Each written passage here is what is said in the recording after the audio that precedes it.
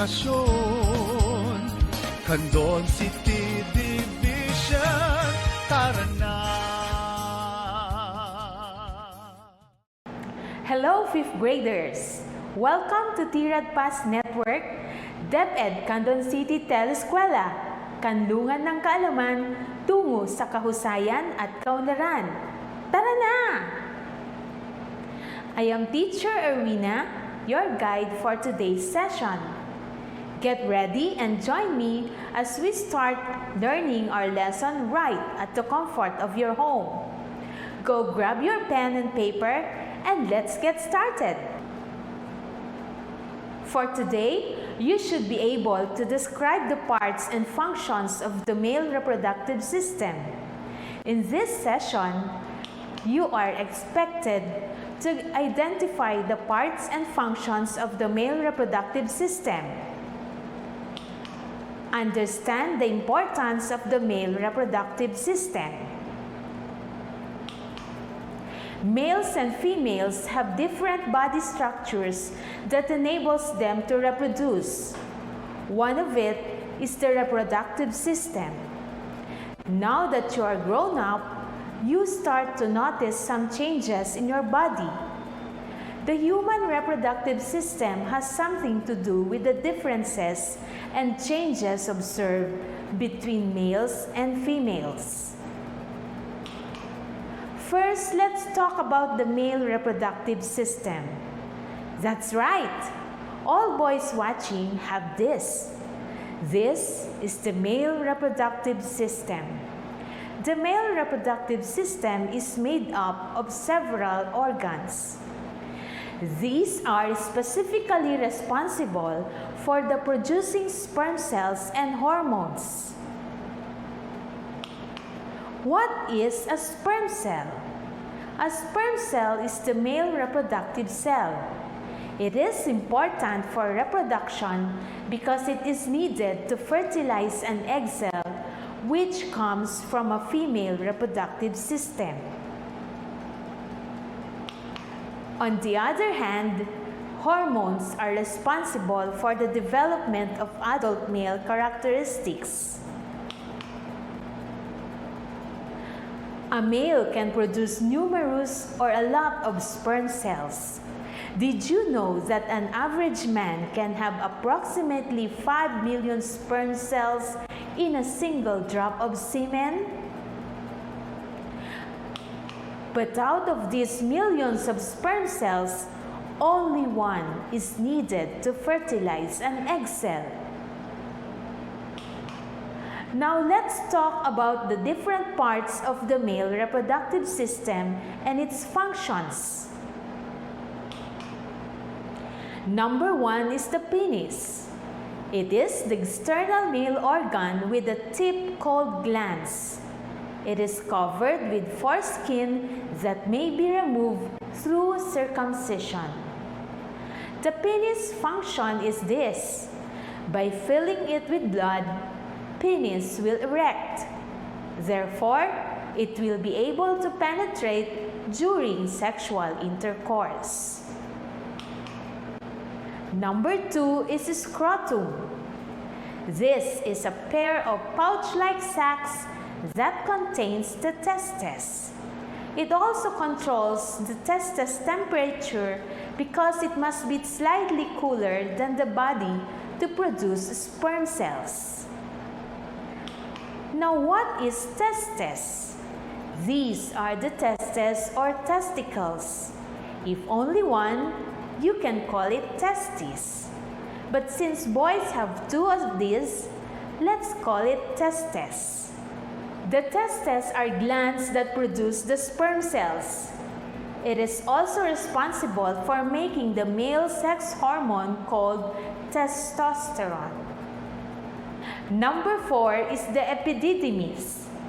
This is the epididymis. It is a narrow coiled tube that stores sperm cells located at the back of the testes. Number 5 is the urethra. This is the urethra. The urethra in males is the passageway of both urine from the urinary bladder and semen from the glands. Number 6 is the seminal vesicles. These are the seminal vesicles. These are sac-like pouches attached to the vas deferens. It contributes to the semen production by making sugar-rich fluid, which provides energy for the sperm cell's motility or to move independently. Next is the vas deferens. The vas deferens is a long muscular tube that serves as the passageway for the sperm cells released from the testes. It also connects the testes to the seminal vesicle and the urethra. Number 8 is the Cowper's gland. This is the Cowper's gland. It is also called the bulbourethral gland. It is one of the 2 pea-sized organs found beneath the prostate gland. It is responsible for releasing fluid that flushes out foreign matters and neutralizes the acidic urine in the urethra. And the last is the prostate gland. This is the prostate gland. It is a gland located between the bladder and the penis. It produces fluid that nourishes and protects the sperm. And those are the functions of the male reproductive system. Now let us try to track the journey of the sperm cell. We already know that the sperm is needed to fertilize an egg cell during reproduction. The journey of the sperm cell begins in the testes. Then, it will be stored in the epididymis, which is located at the back of the testes. When the penis is erect, sperm moves to the vas deferens. Then, the seminal vesicles make a fluid that mixes with sperm. Prostate gland makes more fluid for the sperm. During orgasm, the prostate squeezes this fluid and sperm into the urethra and then out of the body. That's how the male reproductive system works. I know by now you're ready for some exercises. You will be given 5 seconds to answer each item. Number 1. What is needed to fertilize an egg cell? Letter A, hormones. B, scrotum. C, sperm cell. D, female.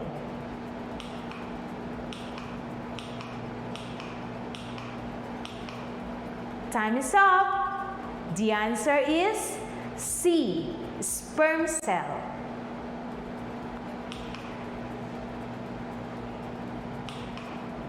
Number 2. What is a system made of several organs like testes, ducts, accessory glands, and penis? Letter A, female reproductive system. B, male reproductive system. C, senses of the body. D, human reproductive system.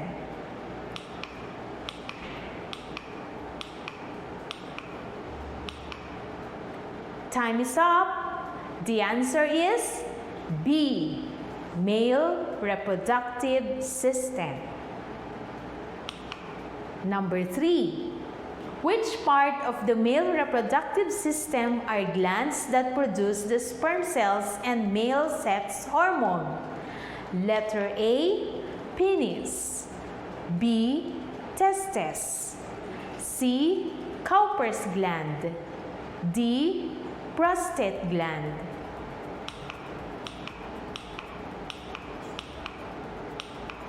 Time is up.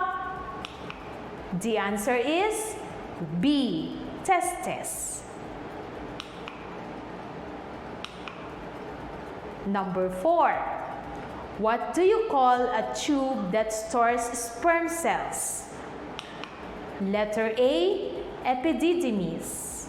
Letter B, seminal vesicle. Letter C, vas deferens. And letter D, urethra.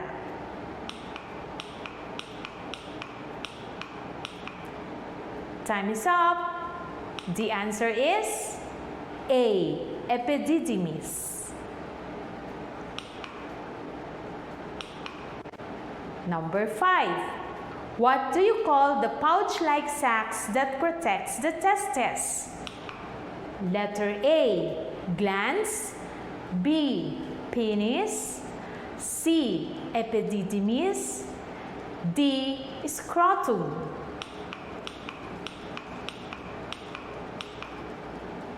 Time is up. The answer is letter D, scrotum. Number 6. What do you call a passageway of sperm coming from the testes going to the prostate glands? Letter A, urethra.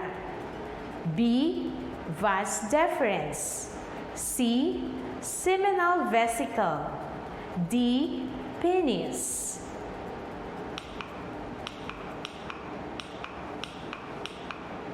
Time is up. The answer is B, vas deferens.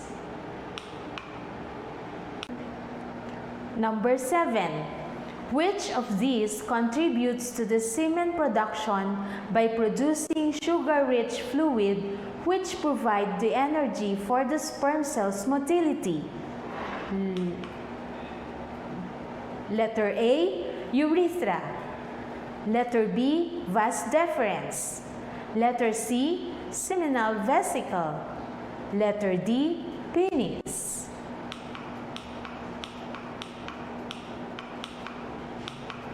Time is up. The answer is C, seminal vesicle.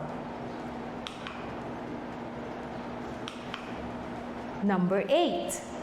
Which of these secretes fluid that nourishes the sperm? Letter A, scrotum. Letter B, urethra. Letter C, vas deferens. Letter D, prostate gland.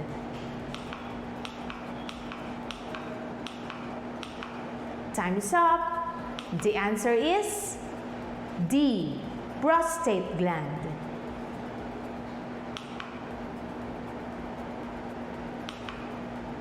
Number 9.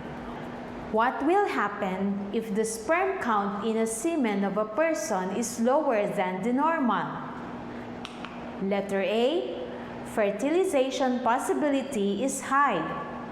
Letter B, fertilization possibility is low. Letter C, sexual hormone of a person is high.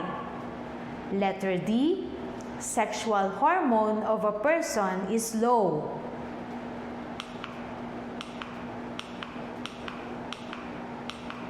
Time is up. The answer is B, fertilization possibility is low.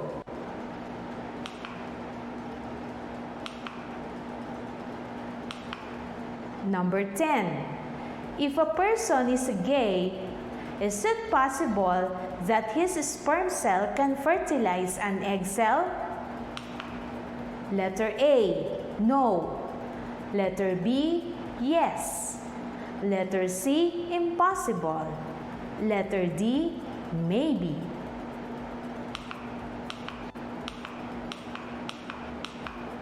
Time is up. The answer is yes. Did you get them all? I bet so. Now let's wrap up our inputs for today. Keep in mind,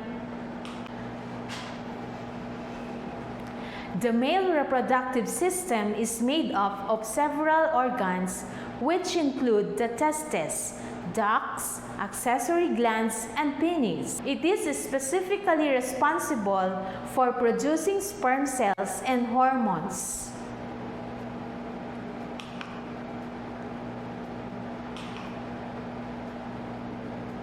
A sperm cell is needed to fertilize an egg cell. Hormones are responsible for the development of adult male characteristics. A male can produce numerous sperm cells. An average man can have approximately 5 million in a single drop of his semen, but only one is needed to fertilize an egg cell. That's it! We have reached the end and I hope you learned a lot from today's session. Once again, I am Teacher Erwina saying, science is fun! See you again next time! Bye!